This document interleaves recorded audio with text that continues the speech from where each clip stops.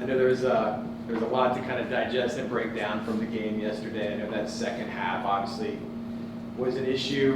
When you look at everything, what were the biggest deficiencies that kind of stood out to you when you reviewed the film?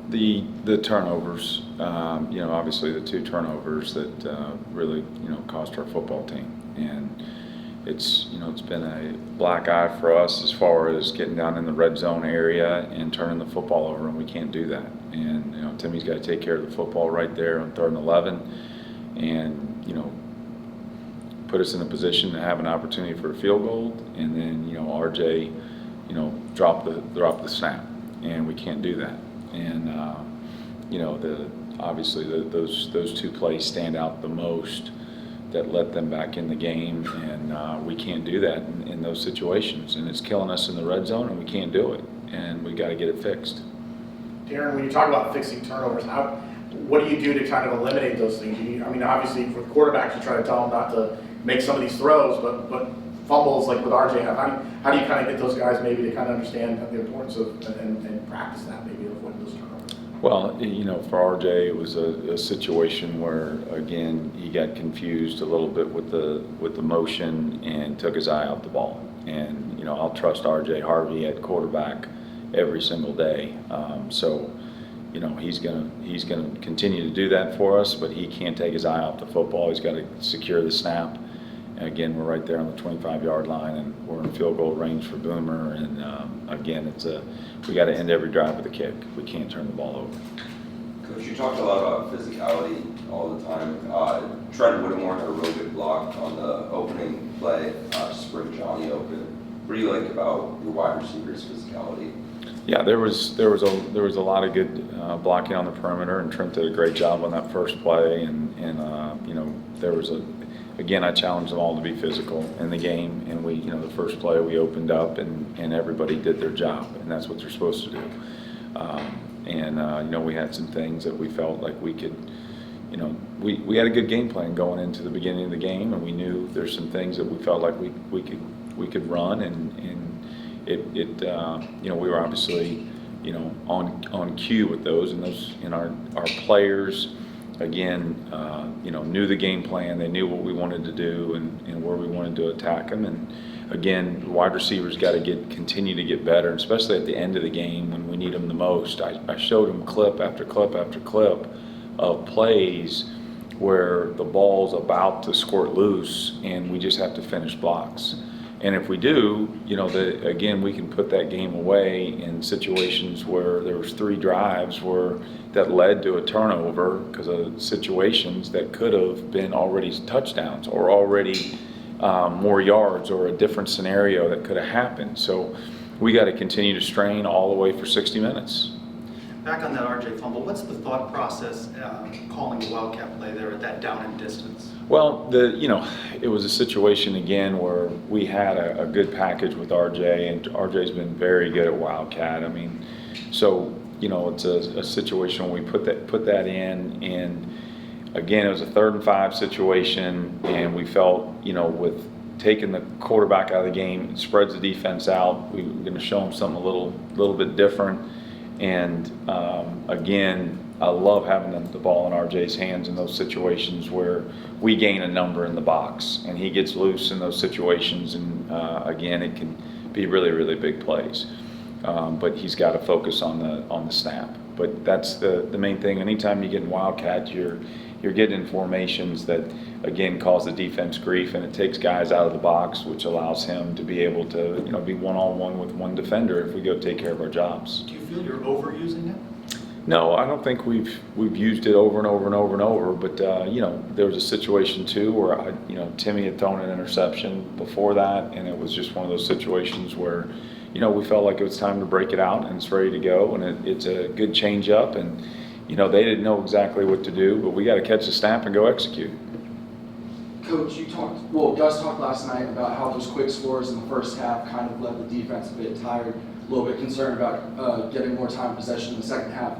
How did you feel running the ball and just kind of slowing down the rhythm, the pace of the game kind of backfired on the team, if at all? Well, there's situations again where you know, we started off the third quarter, we had talked about sustaining drives, and we had a 7-minute drive, which we scored a touchdown, you know, and it was 16 plays, and that's what, you know, we wanted to do. We were ready to tempo, you know, to do tempo in those situations, but with a lead, we were, you know, we're making sure to help our defense in all those situations, just like, you know, any kind of situation where it's complementary football. But the bottom line, I don't know if it necessarily backfired as much as it did. It was a situation where we got to go execute our offense, whatever plays are called.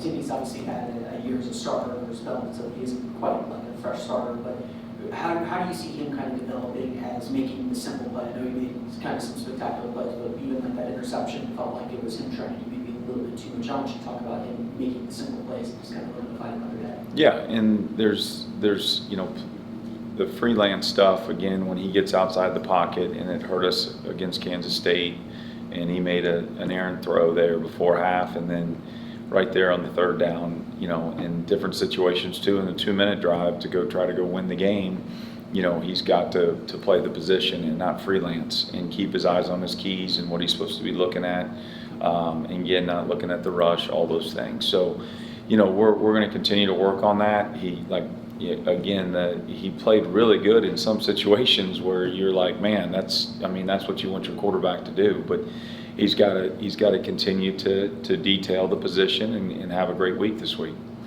Coach, I know play calling is collaborative, but what's ultimately like your mindset kind of going into it when you say going from tempo to slowing it down and working game situations? Is that a call coming directly from you and then coming in? Why is it like slowing down on sometimes, maybe coming in a little bit? Well, faster? it's obviously we have Gus Malzahn's our head coach, and he determines sometimes if we need to slow down or not. I mean, that's what all head coaches do, and be smart. But the bottom line is, I can call tempo when we need to, and we did call tempo on some third down situations in the game that got them. We knew kind of that tempo would help us on third downs there in the second half, and it did. And we ended up having some big third down conversions that put us in a position to win the game. And the bottom line is that we just got to hold on to the football and finish in the red zone. We have to. Darin, how do you evaluate the quarterback situation coming into this week? John Rice isn't fully 100%. We know he was cleared on Friday versus a Timmy McClain that is 100%. That's kept the team in games these last two, but just hasn't been able to finish the job. Yeah, John Rice is gonna practice this week, and then we're gonna go see where he's at and go from there. So and Timmy's gonna get reps all through practice, and it'll be nice to see John Rice out there practicing again and getting after it. And, I'm looking forward to seeing him out there. Johnny Richardson obviously begins the game with that 79-yard touchdown run. His yards per carry in the conference games are double digits. Is it scripted, the series that he's in there, or what's kind of holding him back from maybe getting more carries in a game? Well, there's some situations where we do have situations where we put him in the game. He has gotten so much better at running back, doing where we don't have to just put him in just certain plays and different things like that. So again, he's a talented kid that we play him when we need to, and again, there's some situations we can try to get him more carries and more touches, and we need to. Darin, what do you tell the team? You're coming off this loss that you guys commanded the game throughout most of it and gave up all those 29 points in the second half. What do you tell the team this week to kind of get them to shake that off, push that away? I mean, clear the deck, I guess, when you go into this week with Kansas. Well, again, we've already watched the tape. We went through all the situations where us offensively could have controlled the game, the outcome of the game. And, we showed, different situations where there was offensive lines in making the calls up front that could have that could have won the game. Situations where receivers blocking that could have, changed the game. Situations where, the quarterback, if he goes over here with the ball, and again, we get this conversion or we get this situation, we win the game. And we showed them all those situations, and then we go, okay, guy, and then we got to move on, we got to move forward. And there's a lot of they're hurt, they're upset, and it's a situation again where we've got to get ready for Kansas now. We have to. So again, it's a situation where you go look at what you could have done to help this offense go win the game. But the bottom line at the end of the day is that, okay, we've got to go move forward and we got to get ready for Kansas now. And, we've got to learn from our mistakes. That's the biggest thing, is learn from the situations that we were in and again, take it forward to the next game. Outside of a touchdown in the final seconds against Kansas State, the team hasn't scored in the fourth quarter of these past two games. What do you think kind of the key is to getting that back on track and getting the team going in the fourth quarter specifically? Well, I mean, the bottom line is that, we got to go execute the plays that are called and the situations that we were in. Bottom line is, our 2-minute situations, we got to do better. We have to do better in 2-minute situations, and that starts with our quarterback, and it starts with the O-line, it starts with protections, it starts with everything, and then being able to again finish drives, and we can't turn the ball over. Bottom line, we can't turn the ball over in those situations. But again, the fourth quarter is our time where we've got to go take it to another level and go finish these games, and that's what the bottom line is. The team gets a big lead like that early and is holding it through 3 quarters. How do you fight against complacency that just might settle into a player or the staff? Well, yeah, we had 19 snaps in the first half. I told them at halftime, guys, you cannot think for 1 second. I mean, it's that's what can happen. And the bottom line is, guys, we got to get ready to go. We got to get ready to go. And sure enough, in the first drive, we went. We took 7 minutes off the clock and scored, and it was exactly what we wanted to do. So they listened and they knew they had to strain, and we put a drive together. And again, there's some situations that happened in that drive that we could have done better, but the bottom line is we got the ball in the end zone, and that's what we have to do. But yeah, the situation too is you can't get affected by the score. It's momentum is a situation where it can't affect you as a player or affect the situation where you start to get tight, and it can't happen.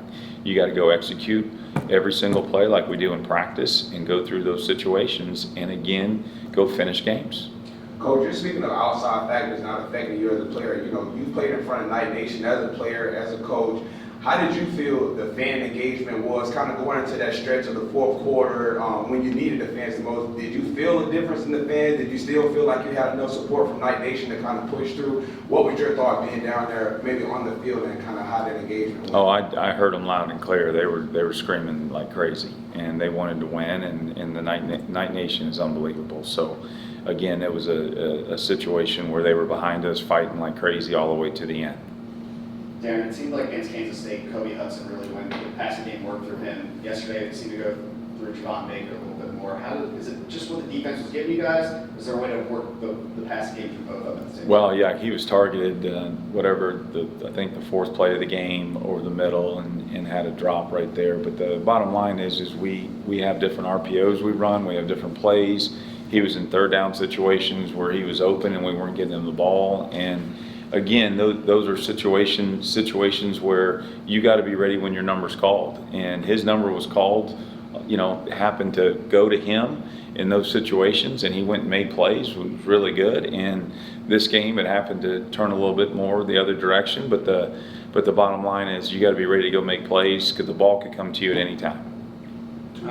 Yeah, I'm not sure how much you've looked at them yet, but Kansas coming up next week. Just what do you know about them and the challenge you're going to be facing? They're very, very quality defense. They're really, really good up front. They're good up front. They got very good secondary, one of the best we've seen. And their linebackers are really, really good. And we're getting their scheme down right now. But just looking at them, I've peeked at their personnel, and I'm like, they're a solid defense. Really, really good, and again, sound in everything they do. Darin, you guys have played 2 Big 12 teams now. What stuff stood out to you about the level of play, the depth maybe that these teams have? Has anything stood out to you in these first 2 games maybe that you guys weren't anticipating, or maybe have been maybe more of a challenge than you thought they would be? Well, it's a situation again that you get the hype and all those things, the Big 12 and everything, and it's real. And the kids feel it, and you go into those situations. But the bottom line is we were up against Kansas State in the third quarter. We were up again pretty good in the third quarter against Baylor. And the bottom line is that we just got to go finish games. we got to, strap the helmet on, go to work in the fourth quarter, and go finish games. Appreciate it. Thanks. Thank you, Coach. Appreciate it. Thank you.